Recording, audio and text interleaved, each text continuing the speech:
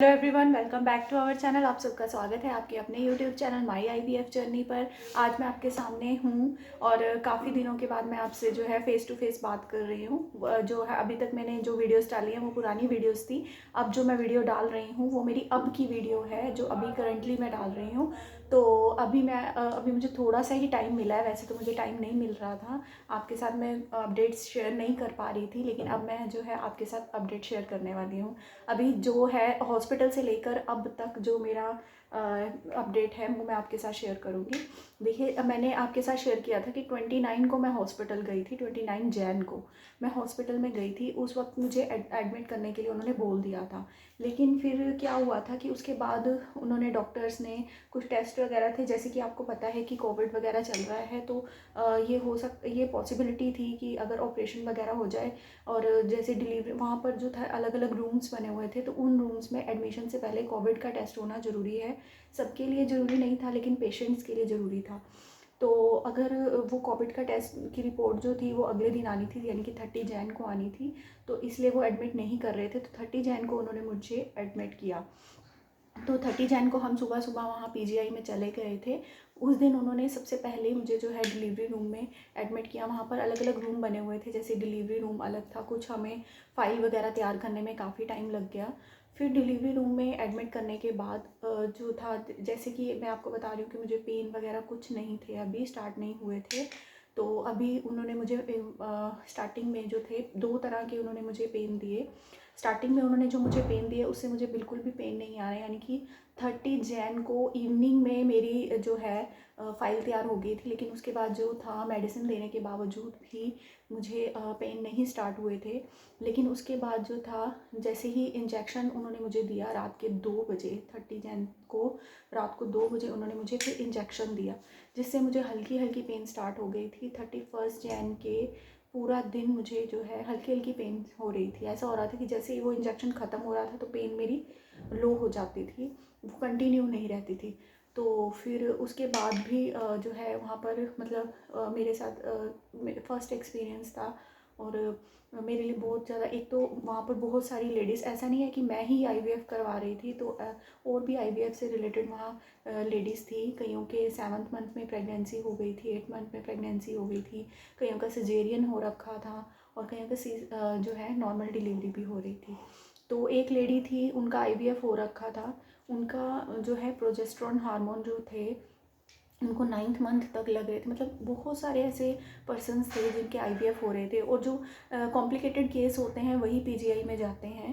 तो जब मुझे उनसे उनसे मैंने बात की, उन्होंने कहाँ से आईवीएफ कराया, उन्होंने भी चंडीगढ़ से ही आईवीएफ कराया था।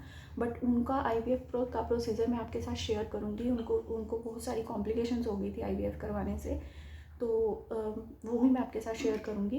उसके बाद 31 जैन को जो था रात के 8 बजे उन्होंने बोला था कि मेरी डिलीवरी जो है वो हो जाएगी नॉर्मल।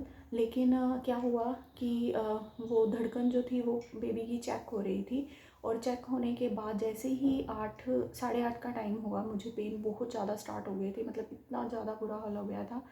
ये तो सभी के साथ होता है, लेकिन मेरे साथ कुछ ज़्यादा हो गया था, क्योंकि जैसे कि आपको पता है कि मैंने आपके साथ शेयर कर रखा है कि जो मेरे को हिस्ट्रोस्कोपी भी करवानी पड़ी डायलेशन की वजह से। डायलेशन में दिक्कत थी, तो इस वजह से जो है वो जितना उसका ज़रूरत थी 10 mm के ओपन होने की, लेकिन वो 8 mm तक ओपन हो गया था। पहले 3 mm तक ओपन हुआ था, लेकिन काफ़ी कोशिश करने के बाद वो 8 mm तक ओपन हो गया था। 10 mm तक ओपन नहीं हो रहा था, और मैं बार बार यही बोल रही थी कि मेरा ऑपरेशन कर दो, ऑपरेशन कर दो, क्योंकि मुझे समझ में ही नहीं आ रहा था कि इतनी ज़्यादा पेन मुझसे नहीं बर्दाश्त हो रही थी। और मैं एक साइड पेन भी मैं बर्दाश्त कर लेती, लेकिन मुझे यही फील हो रहा था कि मुझे जो है ऑपरेशन ही करवाना है, क्योंकि मेरा इससे अलावा कोई सोल्यूशन ही नहीं था। मैंने अपनी नीडल अपने हाथों की ओपन कर दी थी, ब्लड ब्लड हो गया था, मुझे सब समझा रहे थे। वैसे तो अंदर आने की किसी को परमिशन नहीं थी डिलीवरी रूम में, लेकिन मेरे साथ mother in law, sister in law थे, जो एक एक करके मेरे पास आ रहे थे, मुझे समझाने की कोशिश कर रहे थे, लेकिन मैं किसी की बात नहीं मान रही थी। मेरा बहुत ज़्यादा बुरा हाल हो रहा था। और मैंने जो था मतलब मेरे को पूरी जो है ब्लीडिंग हो चुकी थी और पूरा जो है वाटरफॉल हो चुका था, लेकिन फिर भी जो है मैं बहुत ज़्यादा कोशिश अपनी तरफ से कर रही थी। लास्ट मोमेंट पे आके रात के 10 बजे, 10:15 बजे जो है मैंने अपने आप को संभालने की पूरी कोशिश की, लेकिन फिर भी क्या हुआ कि उन्होंने 4 मशीन्स मेरे आगे रख दी थी। 2 धड़कन, क्योंकि ट्विंस भी थे, 2 धड़कन की लगी हुई थी, एक अल्ट्रासाउंड की लगी हुई थी। तो लास्ट मोमेंट पे आके 10:30 पर क्या हुआ कि एक बच्चे की मूवमेंट में और हार्ट बीट में कोई प्रॉब्लम आनी शुरू हो गई, जिससे साथ के साथ वैसे तो उन्होंने सिजेरियन का सुबह से ही सारी प्रिपरेशन कर ली थी, मेडिसिन हमसे मंगवा ली थी, ब्लड भी मंगवा लिया था, लेकिन फिर भी उन्होंने जो है कोशिश की कि नॉर्मल डिलीवरी हो जाए, क्योंकि जो था बच्चों का जो सिर जो था वो बिल्कुल सीधा था, तो इसलिए नॉर्मल डिलीवरी हो सकती थी। लेकिन मेरे केस में नॉर्मल डिलीवरी होना बहुत ज़्यादा डिफ़िकल्ट हो गया था। बच्चे की धड़कन से हम डॉक्टर रिस्क नहीं लेना चाहते थे, तो उन्होंने 10:30 पे ये डिसीज़न लिया कि अब हम सिजेरियन कर देंगे। तो फटाफट से मुझे सिजेरियन के लिए लेकर गए, और सिजेरियन में 10:45 पे उन्होंने, मतलब 10:30 में मुझे अंदर लेकर गए और 10:45 पे मुझे बेबी हो गए थे। तो मेरे जो मैं जैसे आपको अपडेट दे चुकी हूँ, मुझे ट्विंस बेबी हुए हैं, जो कि दोनों बॉयज़ हैं, और एक जो है 10:45 पर हुआ और एक 10:46 पर हुआ था।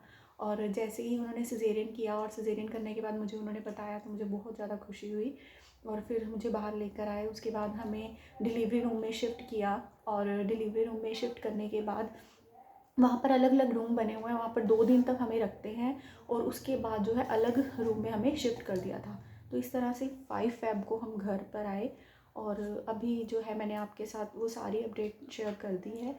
और अगर आपको भी अगर ऐसी कोई कॉम्प्लिकेशन है, अगर आपको मल्टीपल प्रेगनेंसी है, ट्विंस है, ट्रिपलेट्स हैं, तो आपको मैं यही सजेस्ट करूँगी कि अगर आप चंडीगढ़ जा सकते हैं तो आप पीजीआई में जो है इसको प्रेफर कीजिए। और अगर फिर भी जो है, अगर आपको कोई इससे रिलेटेड भी मुझसे कोई क्वेश्चन पूछना होगा कि पीजीआई में क्या जो है प्रोसीजर रहता है, तो उससे रिलेटेड आप मुझे क्वेश्चन कर सकते हैं। अगर पर्सनली मुझे मैसेज करना चाहते हैं तो आप मुझे मेल आईडी पे मैसेज कर सकते हैं। तो यहीं पर अपनी वीडियो का एंड करते हैं।